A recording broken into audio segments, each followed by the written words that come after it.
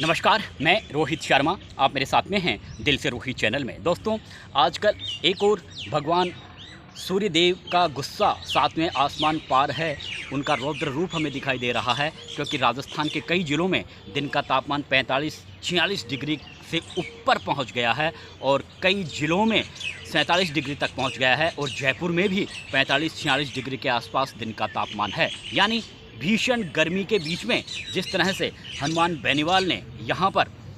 SI भर्ती परीक्षा को रद्द करने को लेकर पिछले कई दिनों से जिस तरह से शहीद स्मारक पर उनका धरना चल रहा है और 25 मई को यानी परसों के रोज़ जिस तरह से जयपुर में एक बड़ी सभा का आयोजित करने का उन्होंने ऐलान किया है और सभा की तैयारियां भी जिस तरह से चल रही है, तो अब हर कोई ये कह रहा है कि एक तरफ तो जिस तरह से भगवान सूर्यदेव का काफ़ी रौद्र रूप दिखाई दे रहा है, तो दूसरी तरफ जयपुर में इतनी बड़ी संख्या में लोग अगर पहुँच जाते हैं जयपुर की ज़मीन तक, यानी जयपुर के बीचों बीच अगर 1 लाख लोग पहुंच जाते हैं, तो क्या वो सभा शांतिपूर्वक तरीके से संपादित होगी या नहीं, ये भी एक सवाल जयपुर के जो लोग हैं, जयपुर के जो व्यापारी हैं, उनके चेहरों पर आजकल साफ नज़र आ रहा है। क्योंकि जाहिर सी बात है, अगर 1 लाख लोग आने का दावा किया जा रहा है और किसी जगह पर अगर 1 लाख लोग आते हैं, तो ये तो कोई ज़रूरी नहीं है कि हर किसी जो रैली में शामिल होने के लिए आ रहा हो, हर किसी का दिमाग एक सा हो, हर किसी के मन में ये चल रहा हो कि हाँ, ये बिल्कुल शांतिपूर्वक तरीके से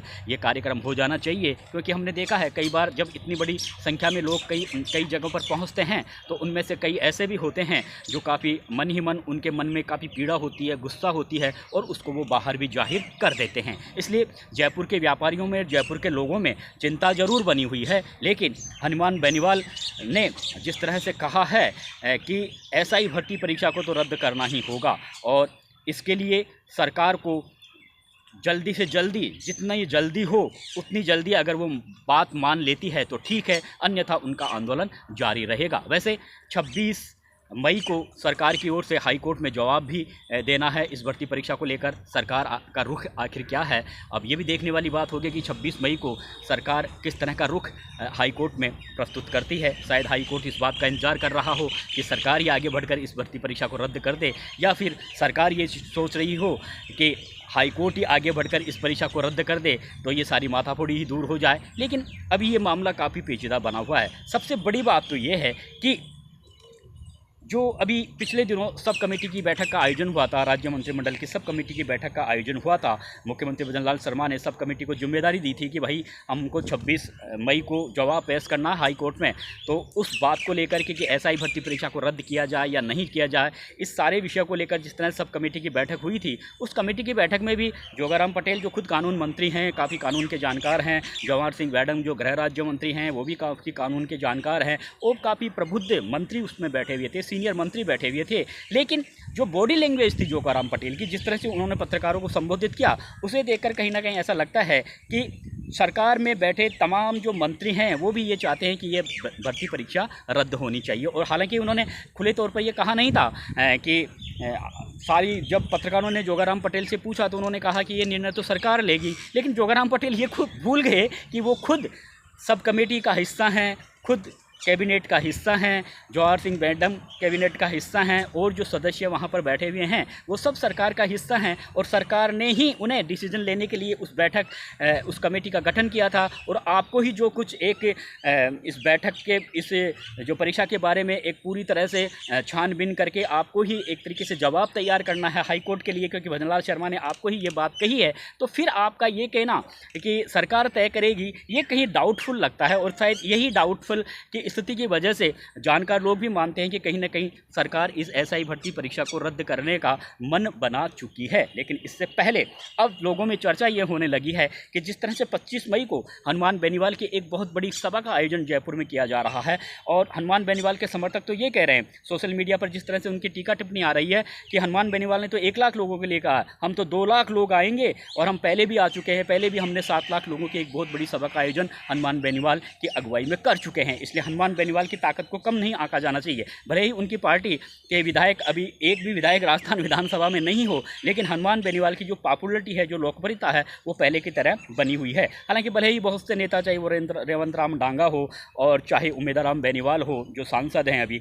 वो हनुमान बेनीवाल की पार्टी को छोड़कर चले गए हों दूसरी पार्टियों में, लेकिन अभी भी जो उनके समर्थक हैं उनमें काफ़ी आत्मविश्वास है, आत्मबल है। और जिस तरह से कह सकते हैं कि हनुमान बेनीवाल भी जिस तरह से एक बार फिर से वो अपने पार्टी को नए ट्रैक पर ले जाने की कोशिश कर रहे हैं, पार्टी में एक बार फिर से जान फूंकने की कोशिश कर रहे हैं। और शायद ये जो एसआई भर्ती परीक्षा है, क्योंकि ये पूरा मामला युवाओं से जुड़ा हुआ है और इसीलिए युवाओं में अपनी छवि, हालांकि पहले से उनकी छवि युवाओं में अच्छी बनी हुई है, लेकिन उन युवाओं में अपनी छवि को और मजबूत करने के लिए जिन्होंने एक इस भीषण गर्मी का दौर चल रहा है, लेकिन इसके बावजूद भी 45-46 डिग्री के तापमान में वो जिस तरह से शहीद स्मारक पर धरने पर बैठे हुए हैं, तो हर कोई युवा ये सोच रहा है कि ऐसी क्या ज़रूरत आ पड़ेगी थी हनुमान बेनीवाल इतनी भीषण गर्मी में धरने पर बैठेगा। लेकिन लोग सोच रहे हैं कि वो युवाओं के लिए धरने पर बैठा है, वो एक तरीके से उन अभ्यर्थियों के लिए धरने पर बैठा है जो अपने माता पिता के पैसे खर्च करके एक तरीके से प्रतियोगी परीक्षाओं की तैयारी करता है, काफ़ी मेहनत करता है, अच्छा पेपर भी दे के आता है, लेकिन बाद में जब रिजल्ट आता है तो सिलेक्शन उनका हो जाता है जिन्होंने को चोरी के पेपर मिले हों। तो शायद इस बात की पीड़ा हनुमान बेनीवाल को भी है और वो इसीलिए कहते हैं कि राजस्थान लोक सेवा आयोग का पुनर्गठन होना चाहिए। और ये जो एसआई भर्ती परीक्षा है वो कई जिलों में पेपर आउट हुए थे, इसलिए इस पूरी भर्ती परीक्षा को रद्द होना ही चाहिए और इसी बात को लेकर वो धरने में बैठे हुए हैं। लेकिन बड़ी बात यह है कि अब जैसे 26 मई को सरकार का जवाब हाईकोर्ट में पेश किया जाएगा कि इस भर्ती परीक्षा को लेकर सरकार का रुख क्या है, लेकिन इससे पहले हनुमान बेनीवाल का 25 मई को ही जयपुर में एक बड़ी सभा का आयोजन करना, उसके पीछे अब जो राजनीतिक विश्लेषक वो तो एक जो निचोड़ निकाल ही रहे हैं। राजनीतिक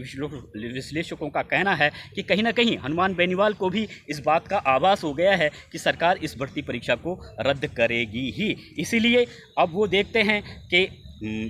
एक तरीके से पब्लिक में ये माहौल जाए, युवाओं में ये माहौल जाए कि हनुमान बेनीवाल ने ये जो आंदोलन किया था उसकी वजह से राजस्थान सरकार बैकफुट पर हुई है। तो अगर इस तरह का माहौल बनता है तो जाहिर तौर पर जब अगले विधानसभा चुनाव आएंगे या आने वाले दिनों में नगर निकाय के चुनाव आएंगे तो जाहिर तौर पर राष्ट्रीय लोक जनता पार्टी को फ़ायदा भी पहुँचेगा। खैर, ये एक अलग बात है, क्योंकि हनुमान बेनीवाल की जो फितरत है, मैंने देखा है, आप सब जानते हैं कि वो जनता के विषयों को लेकर, जनता की समस्याओं को लेकर, किसानों की समस्याओं को लेकर, युवाओं की समस्याओं को लेकर वो हमेशा सड़कों पर रहते हैं। तो इसलिए ज़्यादा इस बात को ये भी नहीं सोचना चाहिए कि वो अपने पॉलिटिकल फ़ायदा तो सभी पार्टियां देखती हैं आजकल, चाहे वो कांग्रेस हो, बीजेपी हो, तमाम जो पार्टियां हैं, वो चाहे वो क्षेत्रीय दल हो, चाहे राष्ट्रीय दल हो, सब अपना पॉलिटिकल हित तो ज़रूर देखते ही हैं। और अगर इसमें हनुमान बेनीवाल अपना पॉलिटिकल हित भी देख रहे हैं अपनी इस सभा में तो कोई गलत नहीं है। लेकिन बड़ी बात यह है कि उन्होंने जिस तरह से एक भीषण गर्मी के दौर में जिस तरह से उनका धरना जारी है, तो ये तो कहना ही पड़ेगा कि बंदे में दम है। अब देखने वाली बात यह है कि अगर मान लो राजस्थान सरकार इसे एसआई भर्ती परीक्षा को रद्द कर देती है तो इसका क्रेडिट किसको मिलेगा, क्योंकि शुरू में ये जो मामला है वो पूरा राजस्थान सरकार के कैबिनेट मंत्री डॉक्टर किरोड़ीलाल मीणा ने उठाया था। डॉक्टर किरोड़ीलाल मीणा शुरू से ये बात कहते हुए आए थे, बाकायदा वो तथ्यात्मक तरीक़ों से उन्होंने कागज़ पेश किए थे, पुलिस मुख्यालय में भी पेश किए थे, राजस्थान सरकार के जो कर्ता धर्ता हैं उनको भी दिए थे, मीडिया को भी उपलब्ध करवाए थे और उन्होंने बताया था कि किस तरह से व्यापक तौर पर इस परीक्षा में भ्रष्टाचार हुआ है, अनियमितताएँ हुई है, पेपर लीक हुए हैं। और बराबर वो लगातार, मैंने कभी ऐसा नहीं देखा कि किसी सरकार का मंत्री आगे बढ़कर ये कहे कि इस तरह से पेपर लीक हुआ है और सरकार को ये एक तरीके से इस परीक्षा को रद्द करना चाहिए। और सरकार अगर परीक्षा रद्द नहीं करती है तो उसके बावजूद भी बार बार सार्वजनिक मंचों पर यह कहना है कि सरकार को इस परीक्षा को रद्द करना चाहिए। अपनी ही पार्टी की सरकार को लेकर जिस तरह से उनकी बयानबाजी आती थी इस परीक्षा को लेकर, तो अब से पहले कोई मंत्री अपनी सरकार के खिलाफ इस तरह का प्रेशर भी नहीं डाला है कभी किसी ने, और ना ही कोई इस तरह की बयानबाजी की है। लेकिन किरोड़ीलाल बेनीवाल भी एक जन आंदोलनकारी जीवी नेता माने जाते हैं और उन्होंने बहुत व्यापक तौर पर इस भर्ती परीक्षा को रद्द करने को लेकर गहलोत सरकार में भी आंदोलन किया था और लगातार जब उनकी पार्टी की सरकार बनी उसके बाद से भी वो लगातार इस विषय को उठाते आए थे। लेकिन हालांकि कुछ महीनों से वे जरूर इस समय शांत बैठे हैं, तो उनकी जगह अब डॉक्टर कुल्लाल मीणा ने अब उनकी जगह अब नागौर सांसद हनुमान बेनीवाल ने ले ली है। लेकिन अब कहना यह है कि ये जो भर्ती परीक्षा अगर मान लो राजस्थान सरकार रद्द करती है तो इसका क्रेडिट क्या डॉक्टर कुल्लाल मीणा को मिलेगा या हनुमान बेनीवाल को मिलेगा या भजनलाल सरकार को मिलेगा। अब देखिए, परीक्षा तो रद्द भजनलाल सरकार कर रही है, इसलिए कहीं ना कहीं ये बात तो बिल्कुल तय है कि भजनलाल सरकार को भी क्रेडिट मिलना है, मुख्यमंत्री भजनलाल शर्मा को भी क्रेडिट मिलना है। लेकिन जहाँ तक क्रेडिट मिलने की बात है वो अकेले हनुमान बेनीवाल के अकाउंट्स में आए ऐसा लगता नहीं है। लेकिन अभी जिस तरह से लोग ये भी कहते हैं कि अभी वर्तमान में जिस तरह से वो झंडा गाड़े हुए हैं इस परीक्षा को रद्द करने को लेकर, तो कहीं ना कहीं वो डॉक्टर कुल्लाल मीणा